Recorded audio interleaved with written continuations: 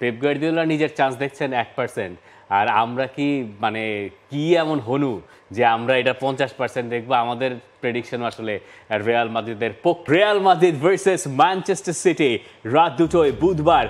এই ম্যাচে 1 গোলে লিড নিয়ে রিয়াল মাদ্রিদ খেলতে নামবে ম্যানচেস্টার সিটির বিপক্ষে।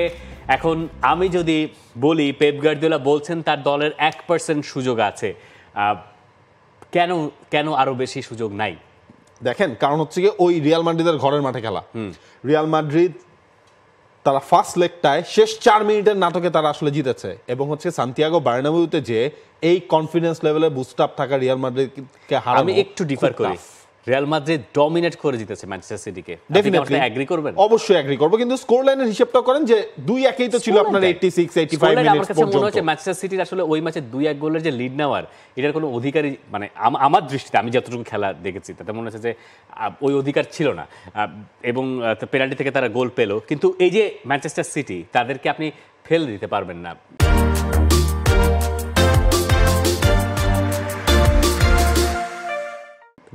নিউক্যাসলের সঙ্গে যে পারফরমেন্স দেখিয়েছে, সেইটার একটা রেপ্লিকেশন যদি আপনি দেখতে পারেন এই ম্যাচে, তাহলে রিয়াল মাদ্রিদকে বিপদে ফেলার সুযোগ আছে। ধরেন এই ম্যাচটায়, যে ম্যাচটা আমরা শেষ দেখলাম নিউক্যাসলের সাথে ম্যাচ, এইখানে এর্লিং হল্যান্ডের পজিশন যদি আপনি দেখেন, একটা ডেকয় হিসেবে তিনি খেললেন এবং ওমর মারমুশকে তিনি জায়গা করে দিলেন সেকেন্ড স্ট্রাইকারকে। আমি জানি না আমরা 4-4-2-এ একটা টিম দেখতে পাবো কিনা রিয়াল মাদ্রিদের এগেইনস্টে। এইটা রিয়াল মাদ্রিদের ডিফেন্সের জন্য একটু চাপ হয়ে যাইতে পারে, ডিফেন্ডাররা তাদের পুরোপুরি ফিট নন। হ্যাঁ, ম্যানচেস্টার সিটিতে আকানজি, আকে, তাদের অবস্থাও ভালো না, কিন্তু ম্যান সিটি গোল খাবে এইটুকু নিশ্চিত ধরে, যদি ম্যান সিটি চিন্তা করে 1টা খাবো, 3টা দেবো, 3টা দিতে গেলেও আসলে হচ্ছে এই ম্যাচে মনে হয় রিয়াল মাদ্রিদের ক্ষেত্রে সেটা একটু টাফ হবে ম্যানচেস্টার সিটির, কারণ সব ঠিক থাকলে রুডিগার ফিরছেন। রুডিগার যদি ফিরে আসেন, তাহলে আপনি হিসাবটা করেন, ধরেন আসানসিও আর রুডিগারই হচ্ছে গিয়ে সেন্টার ব্যাক হিসেবে থাকলেন, তার মানে কামাভিঙ্গা, চুয়ামেনি চলে যাচ্ছেন আপনার মিডফিল্ডে। এই জায়গাটা, এই 2টা লেয়ার ভাঙাও তো হচ্ছে হল্যান্ড এবং হচ্ছে ওমর মারমুশই যদি খেলেন, তাদের জন্য আলটিমেটলি টাফ। নিকো গঞ্জালেস তো খেলার কথা মিডফিল্ডে, তাহলে মিডফিল্ডে আমরা একটা চমৎকার ব্যাটল দেখবো না হিসাব অনুযায়ী? এক পাশে, মানে যখন আপনি বলতেছেন চুয়ামেনির যখন সেন্টার ব্যাকে খেলেছেন, তখন তার বল প্লেইং অ্যাবিলিটি আবার রিয়াল মাদ্রিদকে অনেক দিক থেকে হেল্প করেছে লং বলের হিসাব অনুযায়ী।